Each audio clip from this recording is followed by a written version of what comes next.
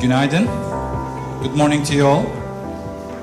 Welcome back. It was a bit of a heavy day yesterday, but I'm glad that you made it this morning too. So I know that there is some people outside, but typical, so they might join us later. A bit of an announcement. We know that it's a bit cool down here, right? So we have turned the AC off, right? Is that true, İpek Hanım? Yeah, that's true, right? Okay. Ya üşüyenler açısından aşağı tarafa doğru gelebilirsiniz. Öyle bir şey varmış galiba. Bilginiz olsun. Thank you very much. Let us open the event for the second day. I know that we have good quality in the crowd again. So it's going to be another quite exciting day. Yesterday it was more about visionaries, what really happened with the blockchain in the past, what is really going on today, and what are the expectations for tomorrow and for the future. So today we are going to be looking into more of the implementation of it. That's why we have named the day. Maybe it doesn't describe the whole thing, but as the use cases and platforms. And the starting presentation is going to be something quite interesting because we occasionally overlook the value of the social dimension of the technology, of the innovation. So Sandra Rowe, she has a long background, very rich, in the capital markets. I know that she was head of digital, right, with Chicago Mercantile Exchange. So she knows the finance, she knows the economics behind that, and she knows the technology. And we also, experienced that from, her indications yesterday at the panel. It was great. Thank you. And now she will be addressing what would be the social impact with blockchain, right? So we need to sort of focus our attention to that as well, so we can also integrate the relevant parties, stakeholders, universities, government, right, so on and so forth. So I'm quite excited to invite you over here to the stage, and thank you very much for making it here. Thank you.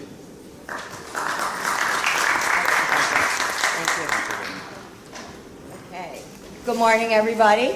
Day 2 is always difficult, but glad that you're here. And thank you very much to Mustafa and Amit and Sarap and everyone who's actually organized this. I have organized a few of these events, and I will tell you, the behind the scenes, the amount of work that goes into putting something like this together is tremendous. So thank you very much for that and the opportunity to speak to you. So why would a banker who spent most of her career in London decide to go switch over to doing blockchain for social impact? Well, there's some very good reasons. Personally for me, it was aligning my own personal life missions with something I do every day, which is to also make a living out of that. And can you actually do that? I do believe you can be an entrepreneur, look to be a capitalist and make money, and actually impact society positively. So with that in mind, I'm going to give you there are a couple logos up here. 2 of these are startups that I have funded and are a part of. UN is called Unleashing Wealth in Nations. We're helping farmers in certain countries with access to basically better collateral management and registry to be able to access financial services. And then the other one at the bottom here is Proof of Art with the Heart, and that's helping independent artists, basically giving them a business in a box to be able to focus on their creativity and move away from focusing too much on running a small business. GBBC is where I'm wearing my hat today, which is a Swiss nonprofit. The idea came out from, as many ideas do, a bunch of people getting together on Sir Richard Branson's Necker Island Blockchain Summit in 2016. It was launched at Davos in January 2017, so it's not quite 2 years old yet. The focus is on education, advocacy, and partnership around the world at a macro level. So, blockchain technology, where are we going? Well, here's the thing. One very odd thing about this space, we seem to be obsessed about cats. I don't know why there's cats everywhere, but I like animals, so it's all good. We had Cryptomania. That was 2017, and many of you saw that. I think where we have right now is everyone calling crypto bear market, but here's the thing. Underlying the surface of all of that is something pretty awesome going on. There's a lot of building, problem solving, and companies coming out of the woodwork who are focusing on delivering actual real-world solutions. So what I'm excited about when I think about 2018 and 2019 is around blockchain infrastructure being shored up, so more robust, scalable, privacy concerns, all the concerns that we talk about today that don't exist. People are working on that. And there's some major advancements happening in the public chains, as well as I know I've had a few conversations with you guys about some of you building private permission chains. Well, it remains to be seen who wins out. I don't think it's one blockchain. I think it's actually many blockchains. And then the next question is, what about security and interoperability if you're trying to marry and have lots of blockchains talk to each other? These are going to be interesting questions for next year. Real-world use cases, I'm going to focus on that. What is actually happening in this space globally that we see that's actually interesting and worth thinking about? And here's the other thing. In the last couple years, I've been in the space for about 6-7 years now, I have seen a tremendous uptake in people looking at blockchain from various angles all around the world. If you don't think it's happening in a given place, it probably is actually. So my view is don't underestimate the interest and the work that people are doing in different places in the world. Okay, so here are the trends that I'm going to focus on. Going mainstream across industries, reorganization of business models.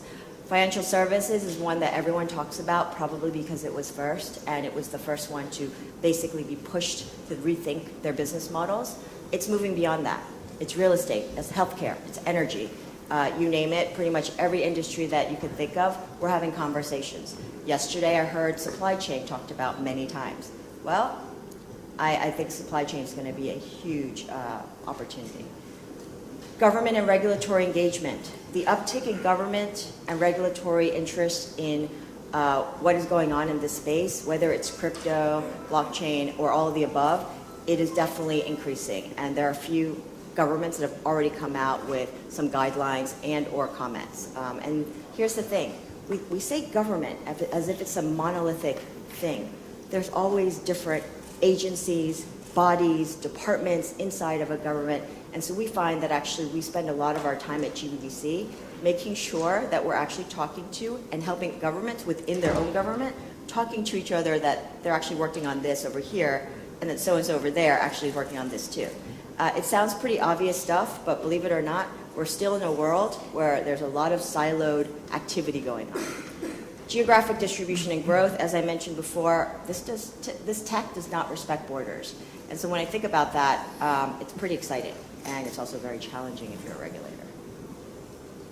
I'm going to put some perspective on this, and I know the print is very small, but here's the thing. It's howmuch.net if you want to go to it. I want to talk about markets, the sizes, because I need to put things into perspective here. The derivatives market, I don't know how many of you guys know this, but it's the largest market in the world. I think people lose sight of that. It's $500 billion, over $500 billion. 500 trillion. And then you talk about the global debt market. It's nearly 250 trillion. You talk about the real estate market, over 200 trillion. Then we've got money. And money is broad money and also physical money. It's not as big as you think. I actually thought it was going to be much bigger. And then you talk about stock markets. Again, global stock market, less than 100 trillion. And then you go down to gold market. And then you go down to crypto. What are we at right now? I just checked the other day. We're at about 200 billion market cap. It's grown a lot in 10 years, but it's still pretty small. What does that mean? I'm actually not giving you a bearish view on this. If anything, I'm giving you a positive trend, which is this is growth opportunity here. Megatrends. So this is another thing before I get to the use cases that I want you guys to think about. And this is really important, I think, from understanding where we're going in the next 5 to 10 years. 1 billion people are going to be added to the continent of Africa. The median age in Africa is between 15 and 19 years old. Very similar also in the Middle East. And when you look at the US and Germany and other developed nations, the average age is now, median age is now 38 to 40. In Japan, it's 48. So demographic-wise, what are we talking about here? We're talking about a fundamental shift in the location of where the young people are. We're talking about a fundamental shift in the burden of governments to have to deal with people as they get older and they live longer in developed nations to deal with that. It's tremendous, and I think there's a lot of underestimation of what that's going to do. And here's the thing. If you believe education is key, we're sitting in a wonderful university here today. If you think education is key to making sure that we have growth drivers of the future, if we do not focus on countries where the youth population is growing and is going to be dynamic, we have a serious problem on our hands as a global community. So these are things that I think about. The environment is another one. Climate change, I think we're seeing the evidences of problems, and I think we're going to have continued natural disasters, and we're going to have to deal with that. And government and conflict. There's always governments in conflict happening around the world. But these are trends that I think are important to take into consideration because they do impact where tech is going to go and how tech is going to develop. Mobile phones. This was mentioned again yesterday. I completely agree. The very fact to me, and this is Cisco mentioning this, 5.4 billion people, or 5.4 billion people having mobile phones, and yet less people having running water and electricity. Don't you think there's something wrong with that? But yet, I've been to a lot of African villages, and I will attest to you, if I'm sitting in rural places, people have a phone. They may not have running water or electricity, but they have a phone. So I agree with the fact that these statistics are probably true. What does that mean? It's an opportunity for us to reach people in very rural places via the phone, but that doesn't solve the infrastructure problems that we still have. We have to solve those too. It's not necessarily a blockchain problem. So here's what everyone talks about. Blockchain can do all these different things. It could add transparency, it can add connectivity, information sharing, opportunities, and these are pretty obvious things that people have latched onto. But here's the problem. How much of it's actually going to come into play? I think we're still very early days. I think there's a lot of enthusiasm. If blockchain has done nothing, what it has done is forced existing businesses, governments, and people to rethink the way they're doing things, to rethink the value of money, to rethink what a value is, what money is. I think it's also challenged staying status quo. Maybe your business is running perfectly fine. Well, then guess what? You don't need a blockchain, and frankly, you should keep running your business. But are there areas of improvement? Are there areas for you to actually go into that you didn't go into before? And these are conversations happening at Fortune 500, FTSE 100 level, as well as government. And what's really exciting to me is in the last year, the branching out into different areas, particularly ones that are really big and important, like real estate, energy, supply chain, as I mentioned. These are absolutely topical discussions now. Real world use cases. So the ones I've highlighted here are just a handful. There's many, many more. But when I think about the way people are now beginning to use social, or thinking about social impact problems, or solving real world problems, there's actually a lot of positive things that are occurring. So the UN, the World Bank, have been particularly forward-thinking when it comes to these concepts. They've done some trials, and they're looking to expand, whether it's food for refugees or whether it's focusing on a bond on a blockchain with the World Bank that just got announced a few weeks ago.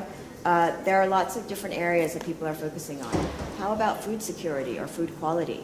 I'm not a food expert, but from my understanding in terms of food counterfeiting, so you think you're eating a certain type of food, but actually it's not. That happens, and China has a major pork problem. They consume a lot of pork, and there's counterfeiting going on, shockingly enough. Supply chain of many different things. Counterfeit pharmaceutical medicines. That's a major issue.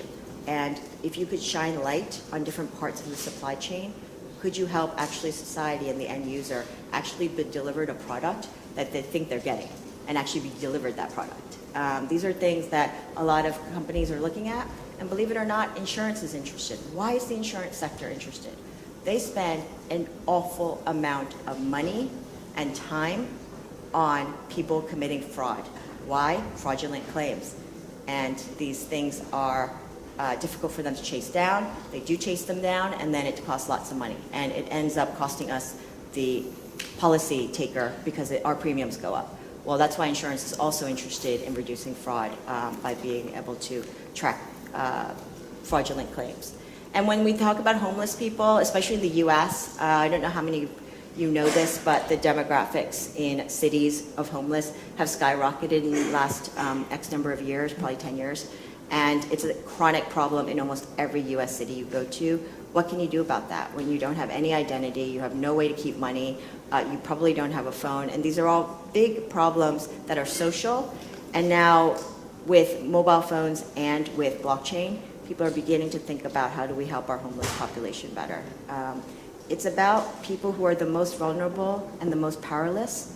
How can you give them some identity, some value, some power to be able to control at least portions of their existence? And I think these are all positive developments that are happening. So I'm going to talk about a couple use cases which you may probably not have heard of. And these are far-flung places that I never thought I would be talking about. But islands, our theme today is islands, at least for this slide. Vanuatu, Fiji Islands, St. Lucia. I had to look on a map, so if you guys have to look at a map, I don't blame you. I didn't know exactly where all these places were. Vanuatu, well, here's the thing. Natural disasters, pre- and post-disaster readiness. Do you know that blockchain could actually help with that? How?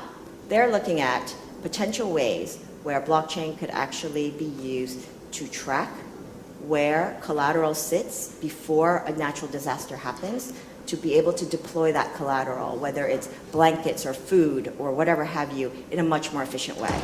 Because what does sometimes, what happens? Sometimes there's a disaster. People know that these disasters occur, whether it's an earthquake or a fire or whatever have you, a hurricane. People know that these things happen. We have government agencies that are supposed to prepare for these things, and they do for the most part. But there's often a challenge of how quickly things get deployed, where do they go, do they get lost, and also deployment of funds. And this is one area where they're also looking at is how is money actually dispensed in chaotic situations, and is the money actually going to places where it's supposed to go and being used? Believe it or not, in Puerto Rico, when we had the big hurricane, there are still people saying that money has been unaccounted for, lots of it. We're talking millions and millions. Tracking fish supply, I actually never knew this. The tuna industry, if you eat tuna at all, it's actually, the practices in tuna are pretty awful. And there is allegations and documented allegations of slavery, labor slavery that occurs in the tuna industry. So there's a company called Traceable out of Fiji that is trying to shine light on the tuna supply chain from fish in the sea to the boat, to the port, to all of the various other places, and hopefully shining a light to also the labor market there.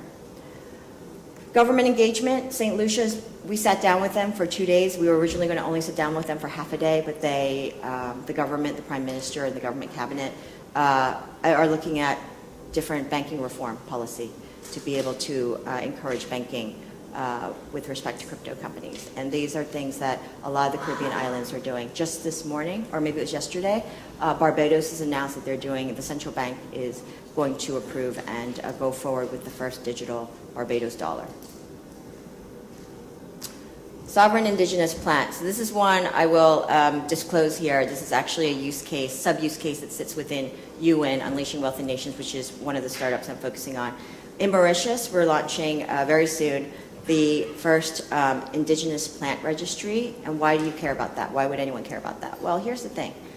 Islands in particular, every country has indigenous plants, but islands in particular have been victim to large companies taking their plants and their seeds, changing it ever so cosmetically, and then putting a worldwide patent on it. Then using it to create blockbuster drugs and blockbuster cosmetics products or high-margin cosmetics products. And guess what? Those governments and farmers see zero or very little of that money. So it's shining a light on the fact that these are indigenous plants sitting in certain countries, and the country and the farmers have a certain right to licensing of any future products that may actually make lots of money. It's about fairness. And we're looking at also the World Intellectual Property Organization, WIPO, is actually putting together a legal framework. Because here's the thing. If you've got tech that doesn't have legal enforcement, what's the point? Because if someone violates it, who cares? What's the recourse for that, right?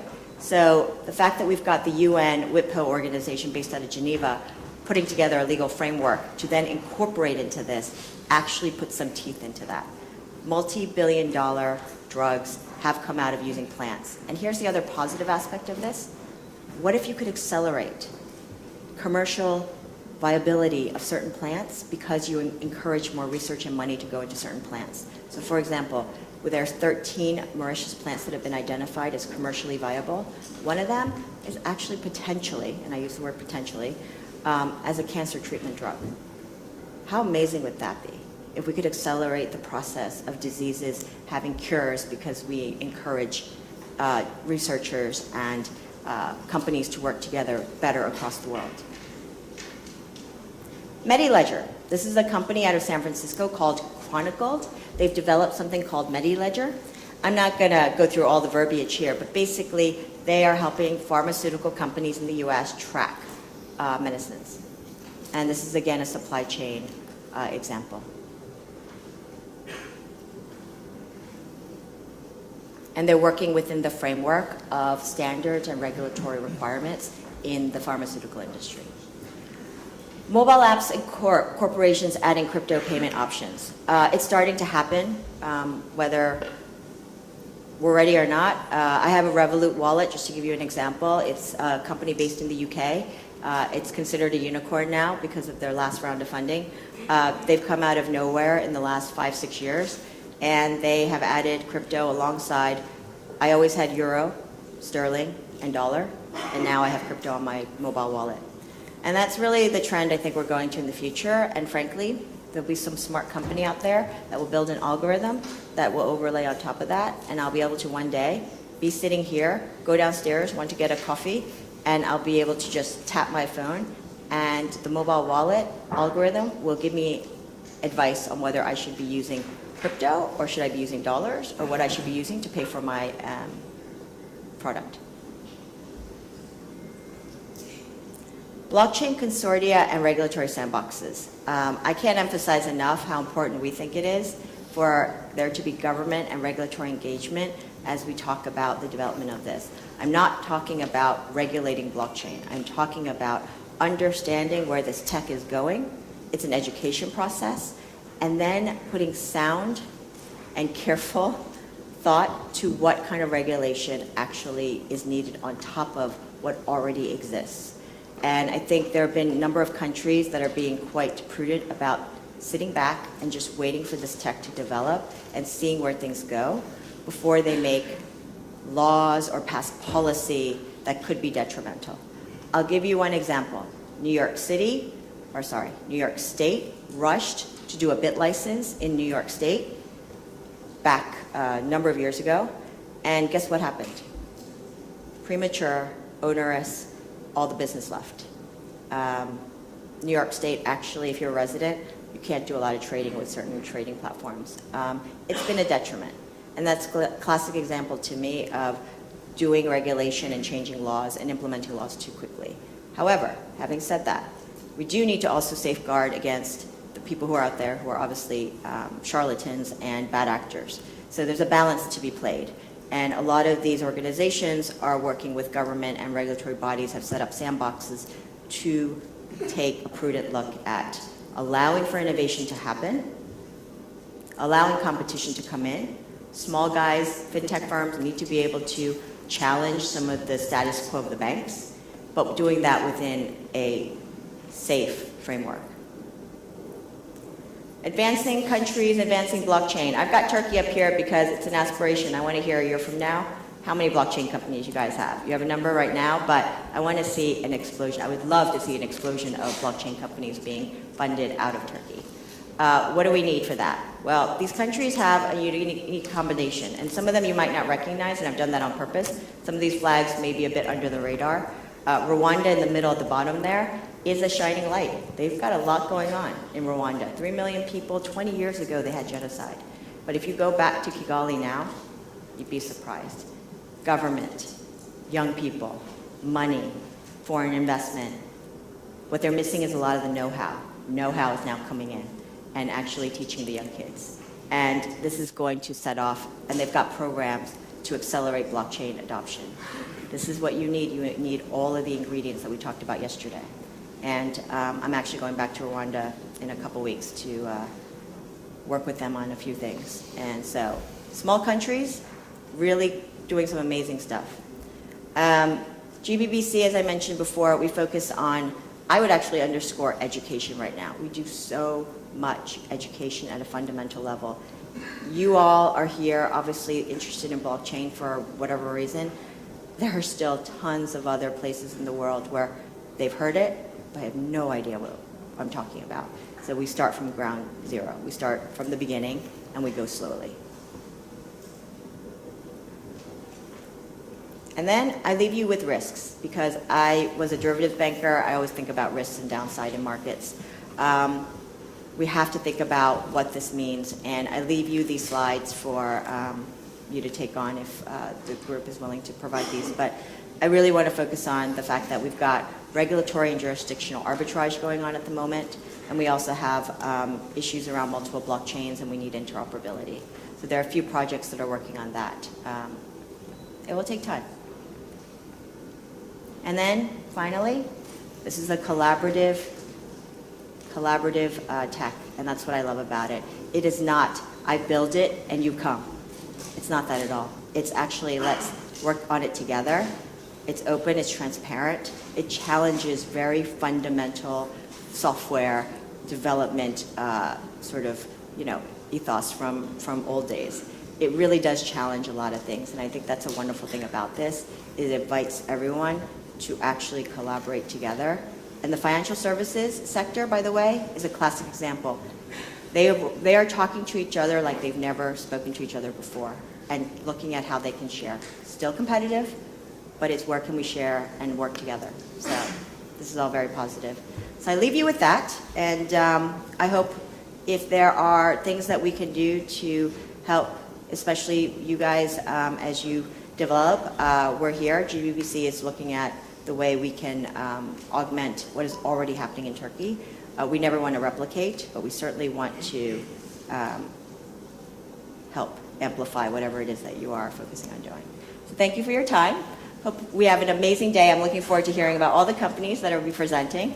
And thank you. Appreciate it.